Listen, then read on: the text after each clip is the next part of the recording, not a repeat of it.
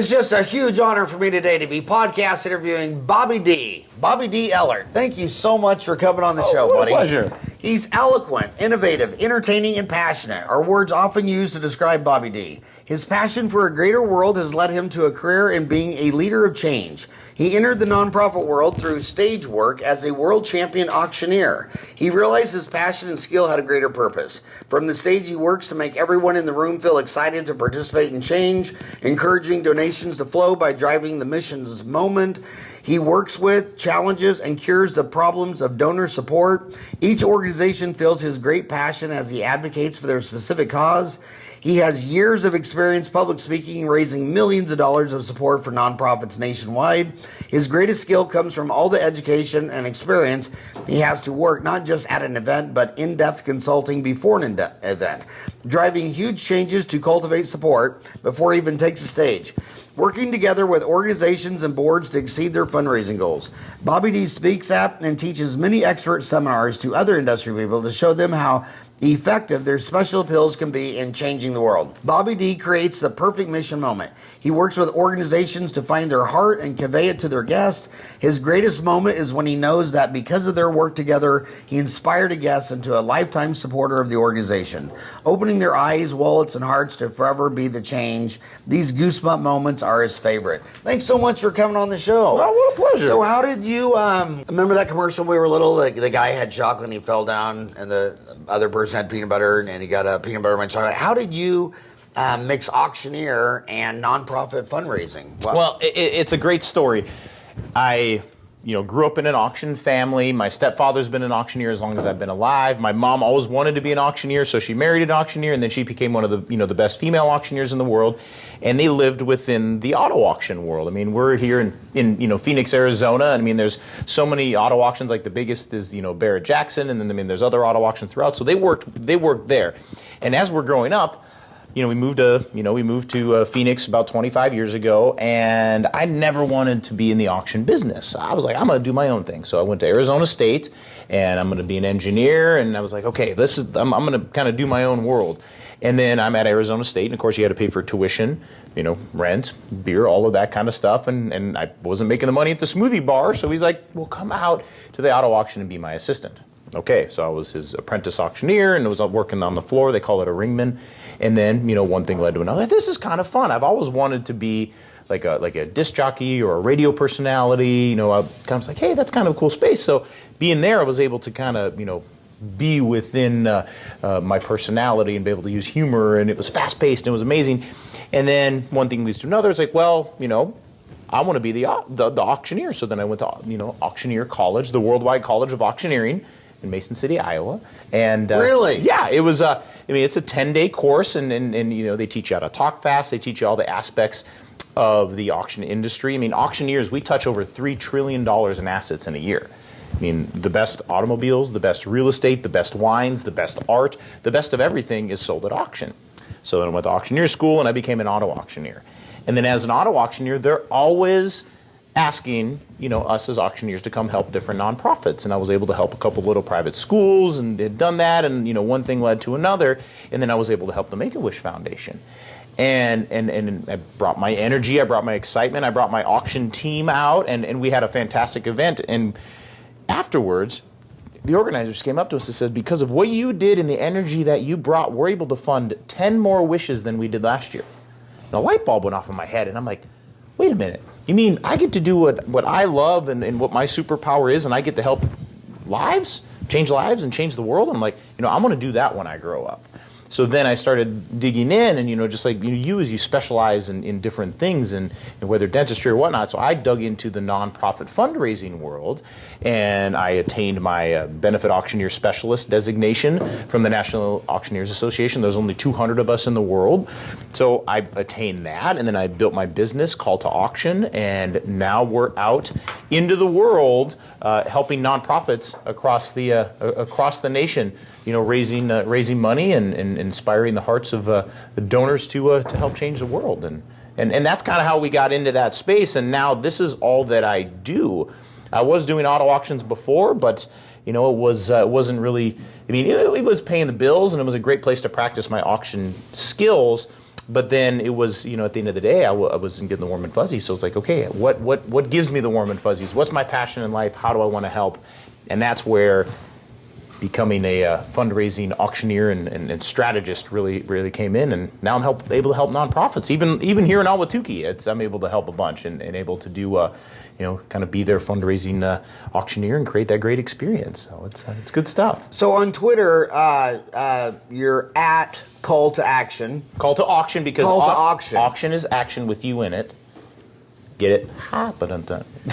That is, I just retweeted your tweet to my 25,000 homies. Follow me on Twitter. Thanks for following me at Farran. You said you wanted to go and be a radio DJ. I have a face for radio. You have a face for YouTube. Well, thank you very much. And I do have a YouTube channel too. You can follow me on YouTube. Just search Bobby D Auctioneer and I'll come right up. I put my dating profile on Plenty of Fish and they took it down. They said, dude, you're a whale. Lose 50 pounds and reapply. So what are my homies going to find if they go to your website, calltoauction.com? Well, what they're going to find there is we've got tons of educational opportunities out there for nonprofits. I mean, we're talking private schools, we're talking public schools, we're talking any nonprofit that's out there in the world that wants to create a better fundraising event. I mean, everybody knows about these galas, everybody knows about these big events that bring the community together, and in which, my organization, my team, we're able to go in, we're able to, engage the donors that are there, we're able to excite them through the amazing auction talk, and then we're able to inspire them to give more to fund the missions of those different nonprofits that we're able to work with. So, everything is an art and a science. It is. It's an art to work a room. Yeah. I mean, you see some people at a seminar. You go to some dental seminars, and the guy is standing behind the podium and reading a PowerPoint. Everybody's sleeping, and no one comes back over lunch. And some people just work the room. You seem like you're really high energy and work the room. What you mentioned a ringman. So is there more than just the auctioneer up there? Is there people working the floor? A ringman? There is. Just in dentistry, you have your assistants that are there. You're doing the magic right there, and then they're kind of helping you, making you, giving you all the support that you need to, accomplish your goals. What a ringman is an auctioneer's assistant. We call them floor auctioneers because everyone that's on my team is a trained auctioneer, trained in the art of fundraising. So by me being up there on the auction, I get there 25,000. I got to get 30,000 where? I got to get 35 and 40,000 where? And then out in the audience, we have our floor auctioneers, our ringmen, and they're like, yes, yeah, sir, you want to bid again? We're changing lives tonight. Okay, yes, Bobby, I got 40,000 kind of thing. So, you can see videos on my YouTube channel. So you've all had over people the place. donate 40,000 just the other night, we had at the Boys and Girls Club, we had a gentleman pay $100,000 for an experience to hang out with the police chief and the firefighters for the day. Oh, man. Yeah, it's pretty awesome. That's a lot of money to be able to draw 100,000. It is, but it's not so much about what that donor is getting. Yes, he wanted to hang out with the police chief, but it was more about what he was giving to a group like the Boys and Girls Club, and that's what we create. We try to create that environment, that generous giving environment, so that people can make those bids and make those gifts, and sometimes they'll get a little bit of something, but it's more about giving back. We always say that donors have 4 things that they can give. They could give their time, and be a part of the nonprofit. They can give their talents. You as a dentist, you're able to offer so many talents into the community. They're able to offer their team, which is the network. Which we're doing here in Ahwatukee. It's a social network. Here with Tukeetown and all of this. But then at these events, what nonprofits are truly looking for is the treasure. Yeah, so the treasure, the 4 T's is what they're looking for. So once we create that experience, we hope a donor was able to apply one of any of all of those T's to it. It was one. God, I hope this isn't controversial, but do you remember the United States had a great tragedy, and they were calling all these movie stars and famous people to be on a television deal, and that's when I fell in love with what was that? What was that woman talk show? Rosie O'Donnell. Mm-hmm. And she said, quit calling all these millionaires, famous people to come up and offer their talent. They got deep pockets. She goes, I'm not going on there unless everyone donates $1 million cash. And then they wouldn't do it. So she just donated $1 million and wouldn't go on the show. So treasure, at the end of the day, you don't pay your bills with hope, and you pay your bills with treasure. Yeah. So at the end of the day, Make-A-Wish Foundation needs money. Yes, yeah, because And, I mean that's the almighty tool to roll through it. Everything. So you said you moved here to Ahwatukee 25 years ago. Well, we moved to Phoenix. You born and raised? We were born and raised in the Midwest. We came from Minnesota. We were transplanted. The auctions brought us out to Arizona. We kind of grew up in the West Valley, but in the West Valley, I was kind of like, yeah, these aren't my people. So then I went to Arizona State, and I lived in Tempe for 10 years. But then I was always doing mountain biking. I was always attracted to the mountain. And then, we traveled the world, ended up in San Diego for a little bit. We were in Lake Tahoe a little bit, but our family was here in Ahwatukee, or in Arizona. So we came back and we're looking at the mountain. South Mountain was really what drew me here. And I was like, let's just live right next to the mountain. And I've been in Ahwatukee, oh my gosh, 7-8 years now. And to have this beautiful city park in our backyard, it's the nation's biggest city park. Right. There's hundreds of miles of mountain bike trails out there, and I love the mountain bike. So to live there, it is amazing. So I'm like, let's be here. When I go to Lifetime and I get on the Stairmaster, you just stare at the clock, wishing when is this going. But when I go to South Mountain and walk up to what's that one we go to? Corona. Corona de Loma. Yeah. Corona de Loma. It's an hour to the top. Yep.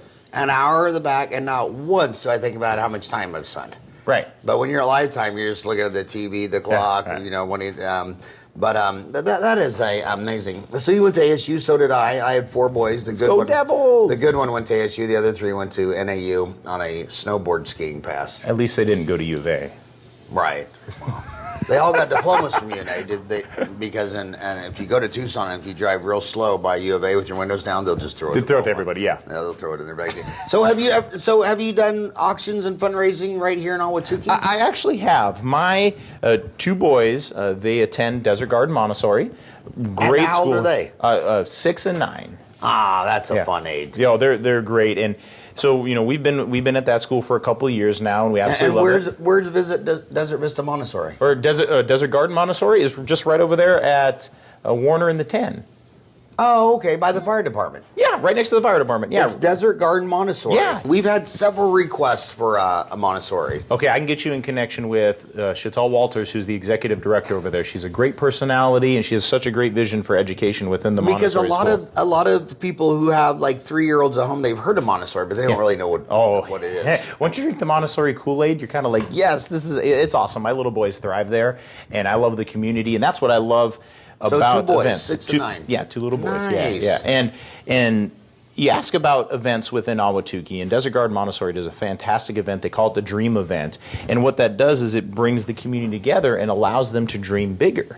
And if we're able to dream bigger and we're able to raise more funds, then we're able to help the school within bigger capacities of that. So, we work with Desert Garden Montessori, we work with Keystone Montessori, is another great charter school. It's actually a free Montessori school program. In Ahwatukee? In Ahwatukee, yeah, it's a charter what's it school. called? Keystone Montessori.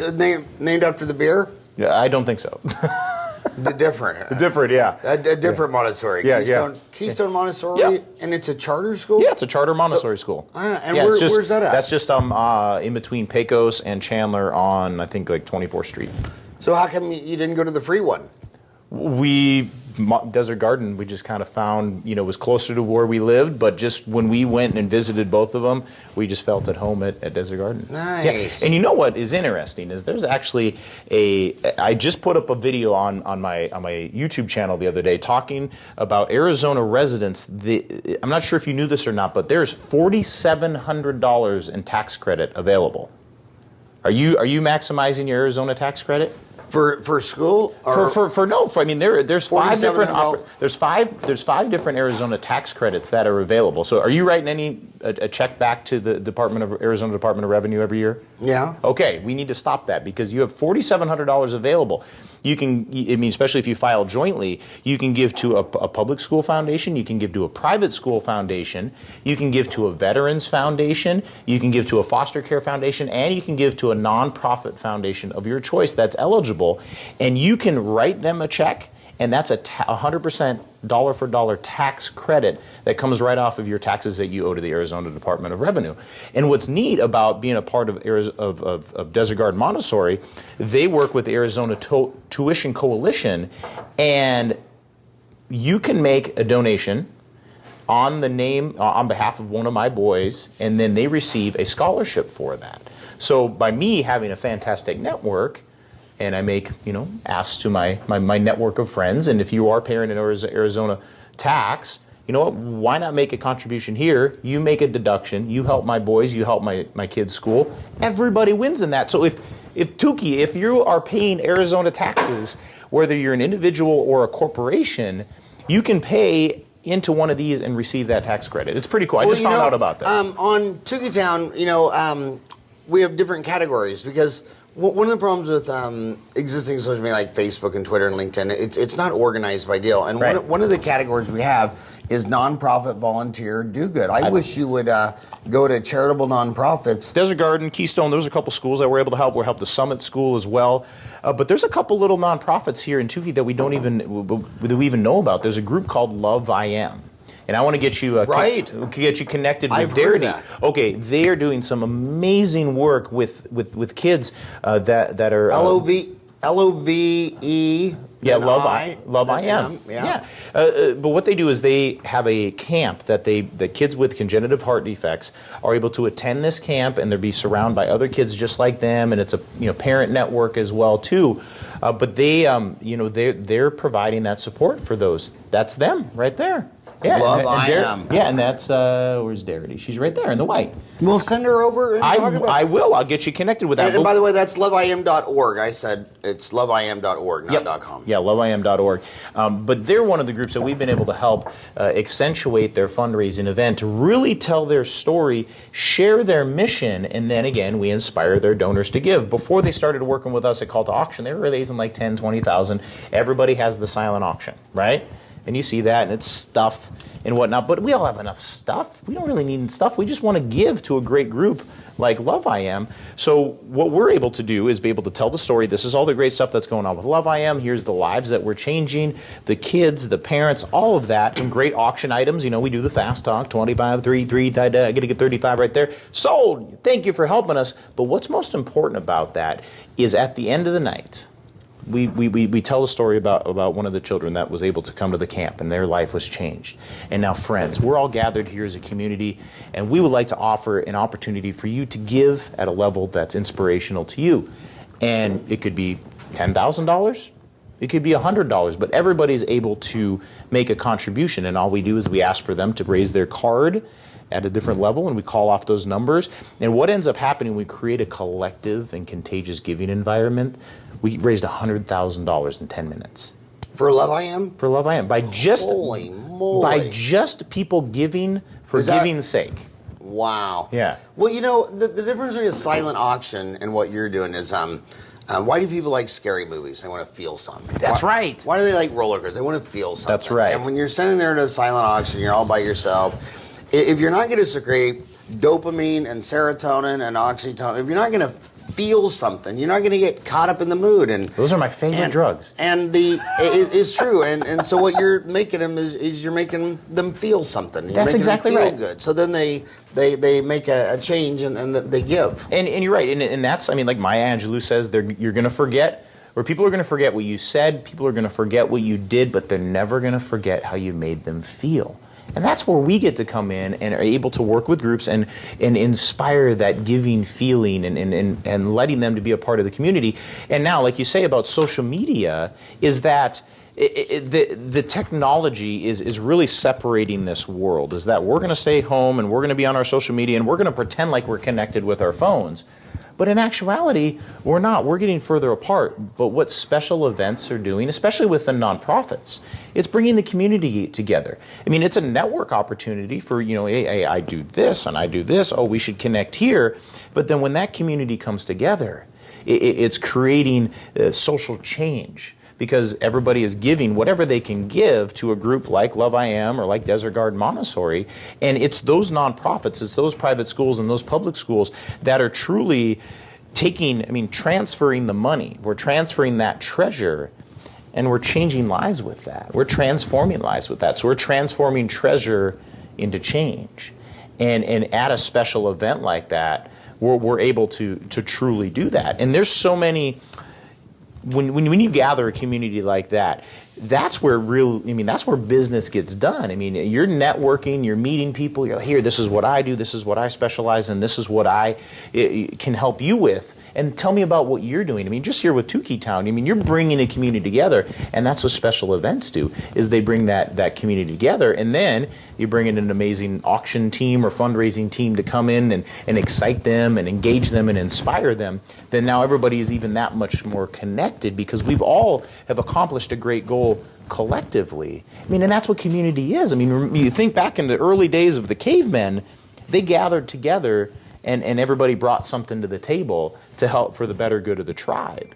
And that's what special event fundraising is it's bringing the tribe together, and everybody's bringing something to the table. And when we bring something to the table, now we're transforming the tribe. And whether you have groups like Love I Am, Desert Garden Montessori, whatever it is, they all have their little special niche, but we're able to provide some treasure for them to transform lives. It's pretty cool to be within that. Well, it's funny because they say on podcasts, everyone talking about religion, sex, politics, or violence, but there was a famous woman who said, it takes a village to raise a child.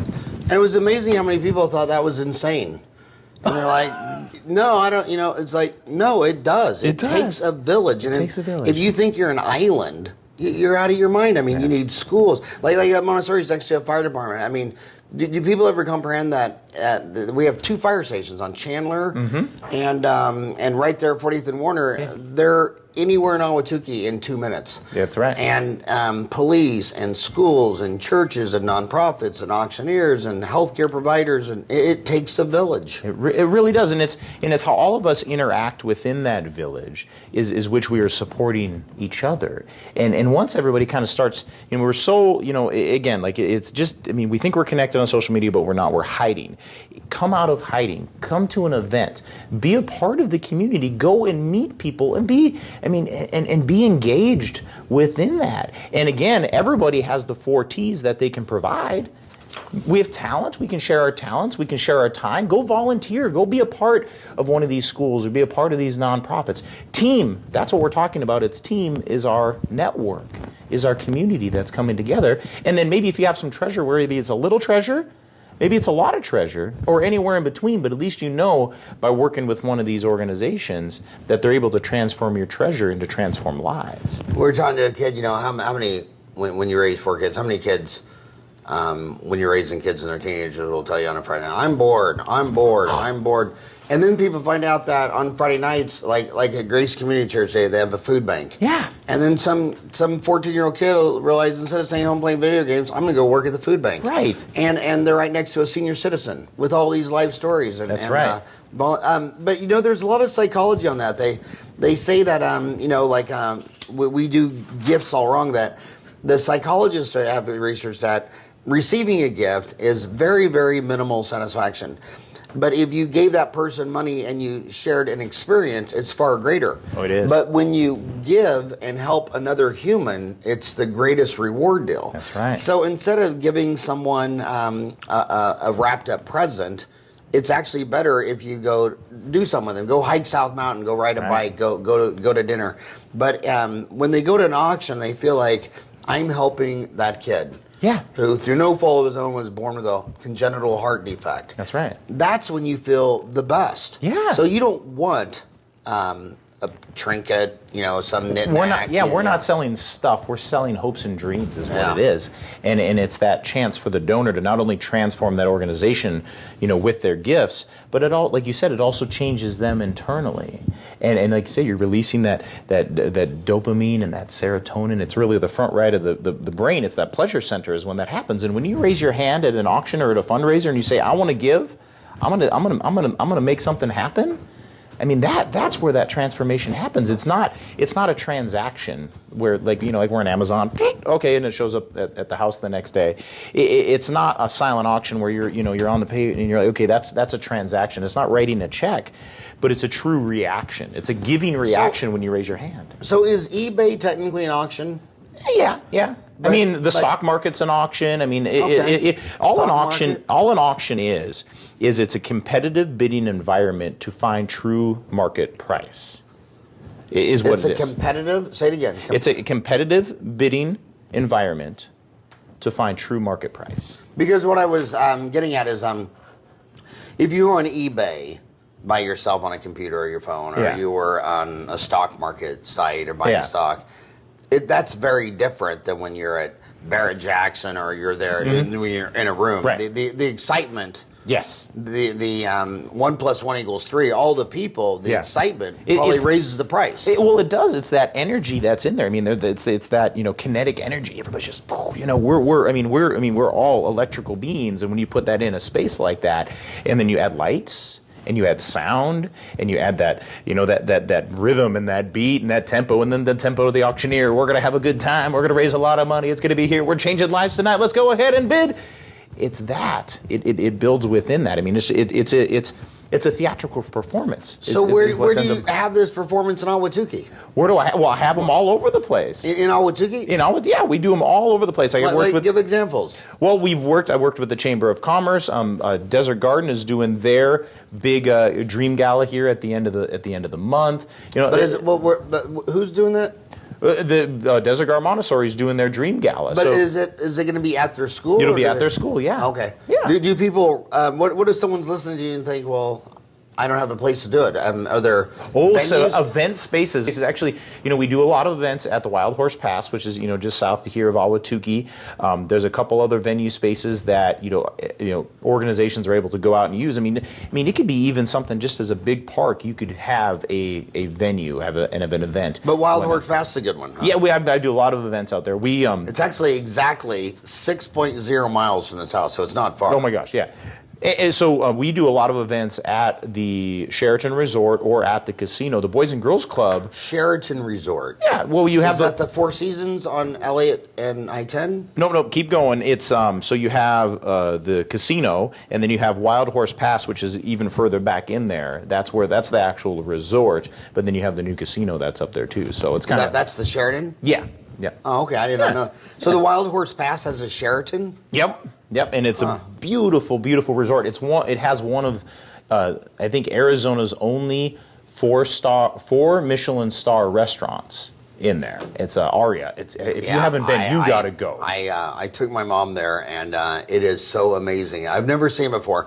So like when they bring you, so you're at a table of 4, and they bring you your meals. 4 people bring it out, and they all seat it at the same time. It's you can tell it's another level. But yeah, it's Kai Restaurant. It's 5 stars on Google. It's like one of the only 4-star Michelin restaurants in the entire state of Arizona. 4-star Michelin? Michelin, yeah, it's crazy. Well, I never heard Michelin associated with it's some type of grading system or whatnot. But I mean, to have the Michelin tire deal? No, completely different. Completely different. Because I've always wondered if the Michelin tire man was related to the Pillsbury Doughboy. I wonder. They got to be cousins. Something like that. But so if you're thinking about, and what's neat in Ahwatukee, there's 85,000 people here. Right. So you're talking to a lot of homies who work in companies all over the valley or international companies, and you go anywhere in the United States. Everywhere in the United States. So I do events from California to Connecticut. You were saying tonight you're taking a red eye to New York City? Or? I am. I'm working tonight at the Biltmore with Hospice of the Valley. They're doing their big art auction, and I'm their auctioneer. Been their auctioneer for over 5 years, and they do great work. Hospice of the Valley. I mean, it's just an amazing organization. And then as soon as I literally drop the mic, I'm getting in my car and I'm driving to the airport and I'm catching a red eye to New York City and then land in New York City tomorrow morning. And then we're going to an event in Westchester to do a fundraiser with Bon Jovi. Wow, Bon Jovi. Yeah. The man from New Jersey. That's right. There's only 2 types of women in New Jersey. Bon Jovi fans or Bruce Springsteen. That's right. And every girl in New Jersey decided many, many moons ago which one she would pick. Just like when we were growing up, it was, I remember when I was on the playground, every boy asked you at least once on Gilligan's Island, would you marry Ginger or Marianne? Right. Every boy made his pick. Yeah. But that is amazing. So what % of your business is nonprofits? Do for-profits do this, or is it all nonprofits? Well, for me, my focus is working with the nonprofit organizations. I mean, they're the ones that are going out and changing the world. We do some work with some national corporations. Taco John's is one of our clients. And Taco John's? Yeah. They have Taco John's in Phoenix? Not Phoenix, but they're everywhere else. And what they do is they've been trying to figure out how to have their franchisees give back, and Make-A-Wish is one of their charities that they're giving to. So we're helping them to set up their philanthropic giving, and we do that within a fundraising event. So we help them. Okay, this is the group you want to help, and you have the franchisees, and now we're going to create that community event. All the franchisees at their convention. We're going to have an event. We're going to do a fundraising gala in which we sell some experiences, but we give all the franchisees an opportunity to give to help fund wishes. Last year they funded some wishes. This year we're going to fund more wishes, and then next year we're going to fund even more wishes. So there now is that community partnership, for-profit connecting with nonprofit to change the world, and we get to play that role right in the midst of that. So if there's professional associations, if there's corporations, or there's groups that are out there that are looking to, maybe take their philanthropic dollars and apply it, I mean, that's a great way to do that, because they're able to leverage all of their franchisees' dollars, bring them all together, and we're going to transform lives by giving to the Make-A-Wish Foundation. And then there's a group like ours that's come in to create that fabulous fundraising experience and create that beautiful feeling in all of their hearts. And then now we're transferring and transforming. When I moved here 30 years ago from Kansas, I was shocked that they didn't have Taco John's or Taco Tico. Right. And so you should. Where's my potato olays? Yeah, right? Why? How come Taco John's or Taco Tico never made it to Phoenix? Well, it's competition. I mean, there's a taco shop on every corner here in Phoenix. How are they going to compete in Kansas or in Minnesota? There's not that many, so it's all about market base, I guess. So I wish on Tukeetown we could everybody get a complete list of all the nonprofits here in Ahwatukee. I think that's a great idea to put that out there, because everybody has their own kind of their desires, or they have their own what's kind of the near and dear to their heart, kind of what's their pet projects. And what's beautiful about Ahwatukee, I mean, we have such a large network of nonprofits that are here, is that, maybe you want to help a Montessori school, maybe you want to help a Christian school, maybe you want to help a group like Love I Am. You can come out and apply, again, your 4 gifts: time, talent, treasure, team, to any one of those, or a combination of those. And then what that's going to do is that's going to help us to develop and transform our community from within. So having a list of nonprofits of all the groups that are out here is a great place to be. And then if there are any nonprofits that are listening to this and they want to create a better experience, they want to have some more fun, they want to raise some more money, that's what the space that I live in is able to help nonprofits, private schools, public schools. We're actually helping the Tempe Public School Foundation this year we actually helped them last year, but we're helping them this year with their fundraiser. So a public school foundation has come to us because they do a big event, and we're able to help, again, excite and engage their donors to help the foundation, and then that foundation directly gives back to the public school teachers, which now creates a better learning environment within the public schools. So that's an interesting thing I've learned on my own podcast, that in Ahwatukee, the high schools, or the Tempe High School, or Tempe... The school district. Tempe School District, but all the middle school and grammar schools are at the... Kyrene. Kyrene. Yeah. So it's 2 separate organizations that do our high schools versus grammar schools. Yeah. So what is everyone going to find at calltoauction.com? Well, at Call to Auction, we got videos, we have educational blogs and videos and all that kind of stuff, and they can see what we do and how we do it.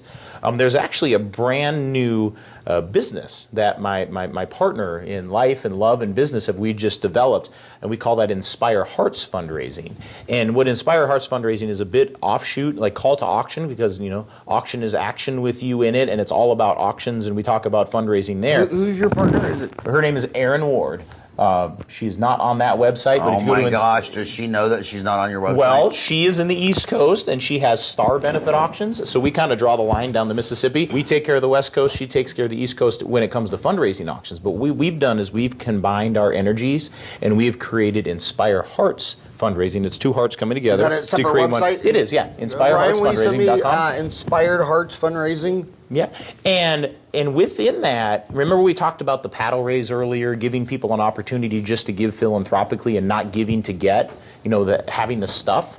And what we're doing is we're teaching nonprofits how to effectively and efficiently fundraise. And don't worry about the stuff. Don't worry about the silent auction. Don't worry about the live auction. Let's just tell a beautiful story and just give them an opportunity to give. And that's where, we're both auctioneers, which is crazy. Her mom, she's a third generation auctioneer. I'm a second generation auctioneer. So two auctioneers coming together to now help nonprofits not do auctions. It's kind of interesting. Well, now I follow you both on Twitter. Yeah. Oh, yeah. She's inspired. So what? She has two eyes on her Twitter. I inspire hearts. Oh, I inspire hearts. Because that's what we do. We inspire hearts to give. We inspire donors to transform the organizations that we absolutely love. And we love doing this. You love helping this community and growing this community. We love helping nonprofits to...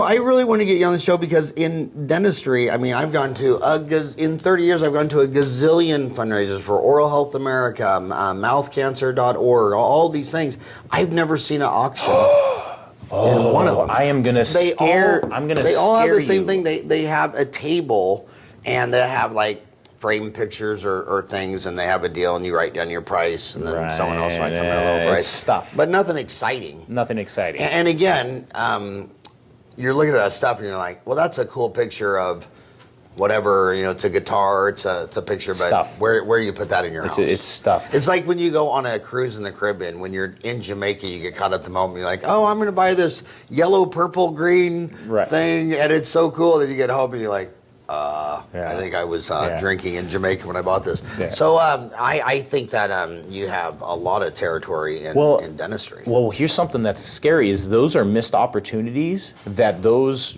conferences, those organizations aren't maximizing their fundraising event. And I bet there's millions of dollars that are lost because there's great community leaders like yourself that are able to provide some talent, some treasure, some team, and some time into that. And if especially a big group a massive amount of dentists coming together, you're very giving back to the community, and to create an experience like that, there's probably billions of dollars that have been left on the table because everybody's so focused on this silent auction. It's an easy way to give, and people think that they need to give people something in return. No, all we need to give them in return is that good feeling in their heart. So that's neat. So which one's you and Aaron? Two hearts? It's two hearts combining as one. So are you the pink one, or is that Aaron? I think that's Aaron's the pink one, and then I would be the gray one. But and what's the circle above that's Aaron's heart? That's just that's kind of our eye that's matched in the logo. But inspired. Yeah, inspired. So that's hearts. the eye from Inspired. Yeah. And she's your East Mississippi. That's a very cool. Yeah. There's a lot of meanings. I watched a YouTube video one time. The hidden meanings and all these. Yep. It's amazing how much time and thought goes into all these logos. Yeah, I've got a great. Our gentleman that created that logo actually works at the Arizona Science Center. So he created that logo. He created my call to auction logo. If you look at that logo, there's a C with a gavel inside of it. On your call to auction. Yeah, call to auction. Yeah. Call to auction. Yeah, and you're right. Especially about business. Now, kind of speaking about business and branding. Okay, so what were you saying? So there's a gavel inside the C, if you can see that. Oh, yes. Yeah, and in FedEx, there's an arrow in front. Right? I was just at a conference, and somebody pointed that out to me, and now you'll never look at that logo the same ever again. There's the arrow. There's the arrow. A lot of people are listening right now, and they feel, gosh, I wish I had passion in my job. That I sit in a cubicle all day, and I just, I'm on an assembly line screwing a bolt in a hole. Pushing papers, something like that. I loved Office Space. Do you have your, TPA reports? Yeah, or was it TPA? Yes. TPS reports, yeah. Where's your TPS report? Which is so true because so many companies make you generate all these reports and data that no one uses, reads, or acts on. Okay. What would you say to someone listening to you that works at a job and they say, I don't really have any passion or purpose? And that's what's great about the nonprofit world is everybody has a passion in life to go beyond and above of what kind of, if you say, they're kind of stuck, they're feeling kind of in a rut. It's get out there into the community, apply one of your 4 gifts. time, go volunteer. Treasure, give a little bit of money. Doesn't need to be a lot. Talent. I mean, those data, analysts. I mean, they could go in and help a nonprofit analyze their data in regards to their donors. Now, looking at their donors, kind of the demographics within them, where are the different donations coming in, what sector do they live in? Could we write them thank you notes? What's crazy now these days is nobody writes a thank you note. I mean, it's a beautiful talent that somebody could have. I mean, or even just, applying that to the team network again. It's like, okay, who knows who? Let's get them gathered up. I mean, there's so many fantastic, like, different walks and runs that are out there that are raising billions of dollars around the world. Put a team together. Let's walk for something. Let's walk for cancer.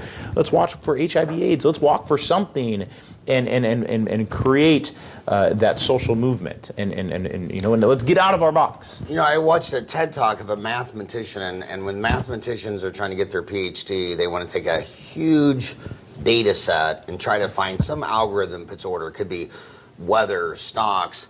But this lady, this PhD in London, in Cambridge, she asked Match.com if she could have their data set. Okay. And they should have never given it to her because she started OkCupid. Oh my gosh. And she went over that data set, and the number one variable to hooking up with someone was distance. I mean, someone in Phoenix is not going to date someone in Tucson. Or New York. Yeah, and that's why Tinder took off, because you can set the deal. If you don't have a car, you came over here on a skateboard.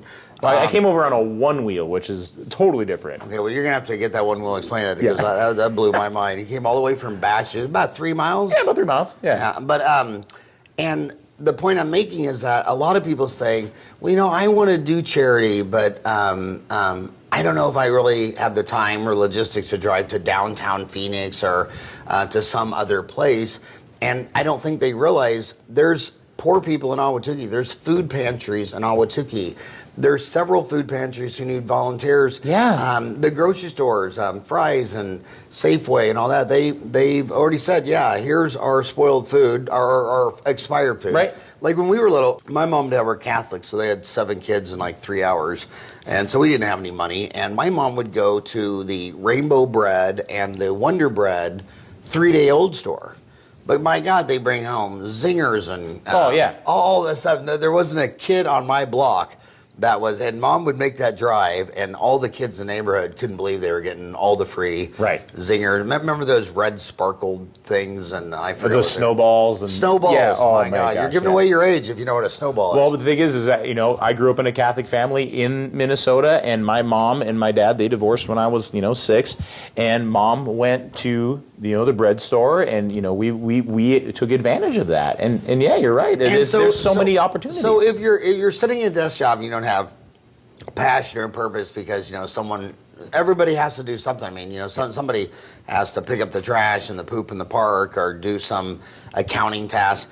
But you know what? After work, volunteering to go to Safeway and Fry's and pick up food and work these pantries, and I think every parent, my kids would never tell me they were bored. Right. Because God dang it, when they were bored, I'm like, well, I got an idea right now. Tell your kid, really, you're bored? Get in the car. We're gonna go. We're gonna go work a food pantry. Yep. But you can do it in Ahwatukee. There's a lot of homeless people in Ahwatukee. Yeah.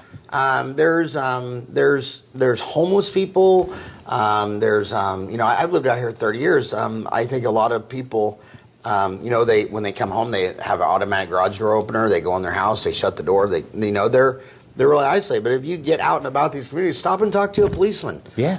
So next time you see a policeman, say, are there homeless people? Are there food shelters? Are there pantries? And that's what I'm trying to do with Tukeetown, is get us organized so that if, like you say, the 4 T's of what? What do you call it? We call it the 4 T's. It's the gifts, 4 T's. Everybody has time, the 4 T's of what? Of the 4 T's of giving. The 4 T's of giving. Yeah, so you have your time, your talent, your treasure, or your team. You can give any one of those combinations, and it's gonna transform. Yeah, you might be a CPA and not realize that the nonprofits need accounting. Yeah, Right? you might be a lawyer. You don't realize the nonprofit might. Everybody has a talent that they can that they can apply. Does something. I mean, this is a perfect example of you applying your podcast talent to help transform a community. And now I'm going to get you connected with some of the nonprofits. Definitely Desert Garden, definitely Love I Am, and some of the other nonprofits. Have you had the Ahwatukee Chamber of Commerce on yet? Yes. Okay, so they're a nonprofit organization, and they're building commerce within our community.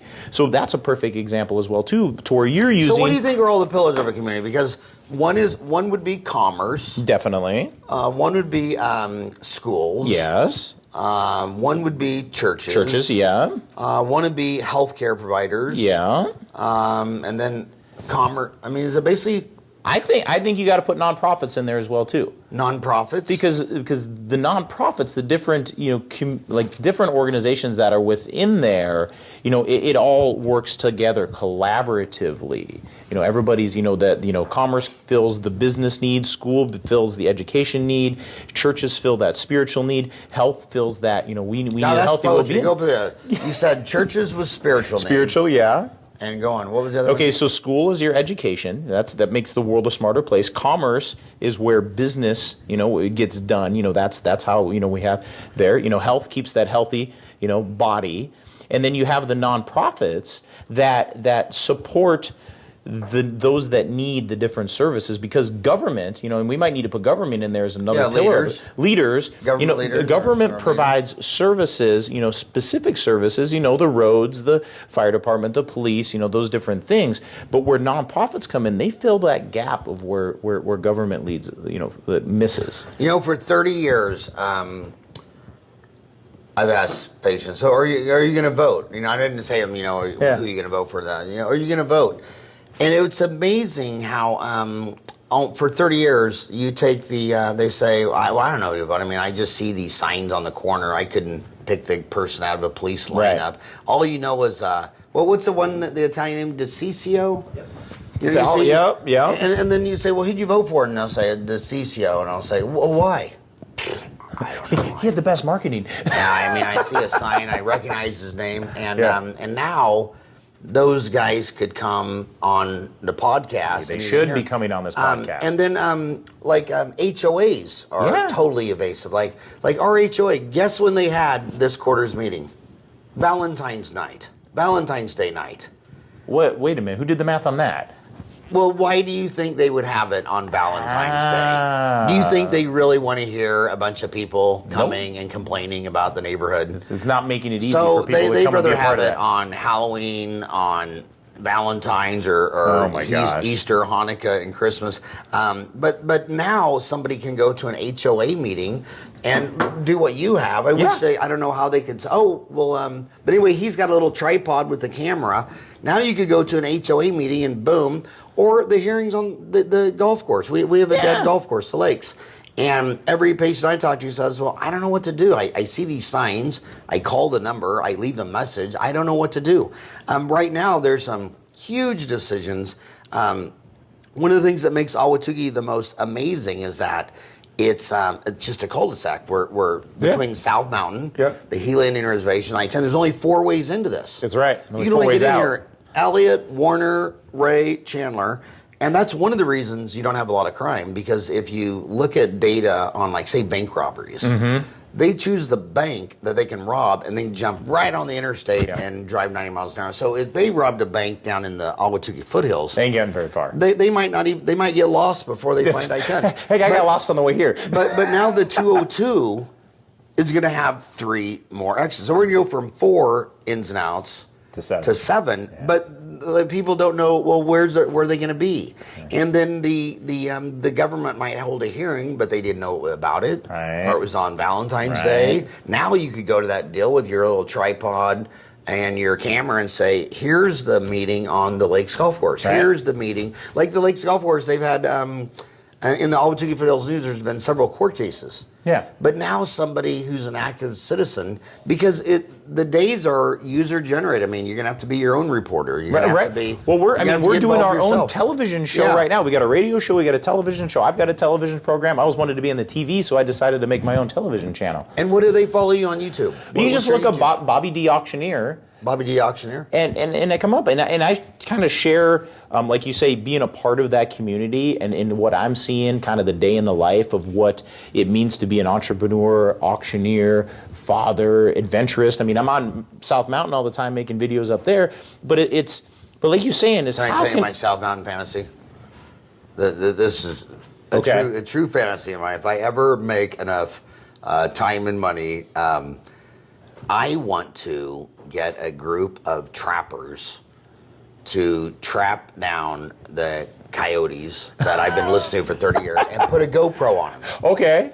And get the whole tribe, because I keep my fountain going in the front yard, and a lot of people, when you have a water fountain, the javelinas too, right? Yeah, the javelinas. But a water fountain goes out every year, and a lot of my friends around here, they after 5-10 years, they said they just gave up on their fountain, they took it out or just leave it empty. But I leave mine running because I'm right next to South Mountain, and at least once a month, I'll see 15 javelinas drinking. There's no water out there. I've hiked that thing 100 times. Nope. And when you see a little baby javelina with his little paws up there trying to get a sip of water, same thing with the coyotes, but I don't know what their life is like. But I would like to catch them for one day and put a GoPro on and see what it's like. And then have a documentary a day in the life. The coyotes of the South Mountain. The coyotes of South Mountain. And another one, the javelinas of South Mountain. You know what? So if you're a veterinarian and you know how to do this humanely, and I don't know if that's something you need a permit from the government or whatever. You know, that's another interesting thing about Ahwatukee that many people don't know. We are just south of the nation's largest city park, that is South Mountain Preserve. And just north of us, and east and west of us, there's 6 million people. I mean, it's a huge, the Valley of the Sun is a massive place, but there's this sanctuary that is South Mountain, and if you're up on Corona de Loma Trail, you get there and you look south, you don't see anything except mountains and cactus and just beautiful vistas and watching the sunset. I mean, there's this sanctuary in the sixth largest city in the nation. Someone told me that everybody talks about Central Park. Right. The Central Park to South Mountain Park would be like parking a go-kart in the middle of the Arizona Cardinals football stadium. And you're right. It's a massive park. Central Park is infinitesimal. I spent a lot of time in New York City. That's where my partner, my love lives, is in New York, and we spend a lot of time in Central Park. But I'm like, where's the mountains? Where's the trails? Where's the rocks? Where's the cactus? Where's the natural beauty within all of that? I mean, there's little pockets, but not as expansive as South Mountain is. I mean, you're on the South Mountain, you're just looking out. It's so beautiful. Well, it's also cool is when you grow up in Kansas. Kansas, you can see. Yeah, I'm from Minnesota. It's flat. Yeah. And when I came here, I'll never forget the first time. It was in 1987. It was May 12th. I exit off Elliott and I saw that 3D topography with the palm trees and that in the back, and I just said, oh. Yeah. Every time I see the towers, I'm like, this is amazing. I actually, because we were coming to the Tukeetown podcast here. Sorry, microphone. I wore my South Mountain. Oh, wow. So I got this shirt. Where did you get that? So I got this shirt from my friends at Global Bikes, a local bike shop. Brandy Leapak, but there's another nonprofit. It's Global Bikes. Global Bikes. I got to get Brandy on the podcast. Where are they at? Right on Ray, just on Ray and 40th. Is Ray and 40th, not Ray and 48th, but Ray and 40th. Oh, on the south side? No, on the north side. It's do you know where the Angry Crab is? The Angry. Oh, I do. It's in that same. It's in that same complex. That's in the Phrase complex. Yeah, it's in the same. Yeah. But Global Bikes. And what did the Angry Crab used to be? It used to be the Longhorn. Well, it was something like that. But Angry Crab, it kind of came out to be really good. Yeah. And that's owned by. Does that woman? Yeah, Brandy Leapak is. Brandy Leapak. She owns Global Bike Shops. She's got a lot of. She owns the bike shop. She owns the bike shop. She's an amazing lady. We got to get you on here. Energy. But she has a nonprofit. It's called Bikes for Kids, and what she's doing is she's putting underprivileged kids onto bicycles out into nature on South Mountain. They're going out into Mesa. But no, it's called Trips for Kids is what it is. Is this her bike shop, Global Bikes? Global Bikes, and Trips for Kids is the name of her nonprofit. I've known Brandy for many, many years. I used to be in the bike world. We did the bike tours on South Mountain where we would take the mountain bikers to the top in the van, and then they would ride down. We used to do that back in the day. But that's how I connected with Brandy. And then Brandy, this is a part of one of her fundraisers, is she sells these T-shirts to help Trips for Kids and put kids on bicycles. She actually purchased our trailer that we had with Narnar Tours. So she's at globalbikes.com. Yeah. Who's Ken? Her last tweet, have you seen Ken? Oh, I don't know who that is. I will... But Brandy is such a community leader, and she really shows and talks about there it is, Trips for Kids. And that's exactly it. And one day, Brandy and I are going to be able to do an event together because I love cycling. I love putting kids on bikes. And to be able to help her, it'd be amazing. But I'll definitely get you connected. Brandy, you're going to be on the podcast soon. So that's her deal. Trips on Twitter, she's at Trips for Kids. I can't believe we're already, our show's an hour. Well, you put a couple personalities like us together, and we want to change the world. We want to change our community. We want to transform lives, and it's well, I do. It's hard to put a time limit on it. It is. It is changing the world. But where I've come to on my journey in 55 years, I don't like watching news because I can't change Washington D.C. or Putin or North Korea. I stopped or watching ISIS. that. Syria. I'm sorry, I don't know what to do. I mean, just like. What did Syria do when the United States had a civil war? In our civil war, 1 in every 30 Americans died. Almost 1 million Americans died, and everything was made of wood. And what they fight with? Fire. Yeah. So not only is 1 out of 30 Americans dead, they burned down. The entire country. But it's like, what can we? But that's why I want to focus on Ahwatukee. Yes. Like if you want to feed the homeless, you don't have to go to Asia. Latin America, Africa. Help our backyard. There's food pantries here. If you want to do a fundraiser, there's fundraisers in Ahwatukee. So, and I love what you just said. You educated me. The 4 T's given to the Ahwatukee community are time, your talent, your team, your treasure. Yeah. And so, give us your time on Tukeetown. We're not going to interrupt you with ads. And then let's work the food banks. Let's work the kitchens. Let's get the schools better. I've had teachers for years saying, "My God, my whole life would be better if I could get some of these senior citizens to come in and help a couple kids read in the back of the room." Like they'll be sitting there like, "I got 28 kids, but I got that little boy over there. He's staring out the window, dreaming about frogs and fishing, and that little kid, and the volunteer." So it just, I hope this all helps make Tukeetown. A tighter, closer, more functional community. And it sounds like you got a Rolodex of people that you can send on the show, too. And I'm going to, and that's my team going to bring to that. And then I want to share my talent with Tukeetown, start to posting in that nonprofit, kind of section that you have, talking about ways to give back, ways to participate, ways to help your own, nonprofit, whatnot. But before you leave, you got to show that crazy thing you came here on, all the way from Bashes. I'm 3 miles away. And I want you to show that little tripod thing. That's what needs to be. I just ran out of battery next time you're city councilman or the 202, we'll show that to the podcast video. Yeah, okay. Well, the tripod. So this is, I definitely am an Amazon junkie, and I utilize the way too much, but the Pack Mail store absolutely loves me, right by your dental office. What is it called? The Pack Mail store, right next to right next to Subway there. Right. Yeah, that's where my post office box is. They're the ones that accept my Amazon packages, and they're great people in there. But here we go. All right, there we are. We're back to live. So, anyways, here's a tripod. So, what did this whole setup cost? You can get a camera like this for a couple $100. You can get this tripod's like $20. Not a big deal. And so this is this is my mobile television studio. But see, that's what if you turn on CNN, Fox News, MSNBC, they're not going to be at the 202 meeting. They're not going to be at the court case for the lakes. They're not going to be at your homeowner association. But it's all moving to user-generated content. Yeah. So for a couple $100, you could be that person who somehow found out that there was a meeting on the 202, went and filmed it, and show it to everyone else to keep Ahwatukee in the loop. That's and right. then what is this thing? Okay, so there's this toy right here, which is... Oh, my God. This is what they call a one-wheel. And you can tell why they call it a one-wheel, because it has one wheel. But what it is there's an electric motor inside here, and there's a battery here, and it runs on a gyroscope. So when I ride away, you'll see me, and you can watch the vlog and see how I do this. But it's a bit like riding a skateboard and a snowboard and a surfboard all at once. And I get 6 miles on this thing.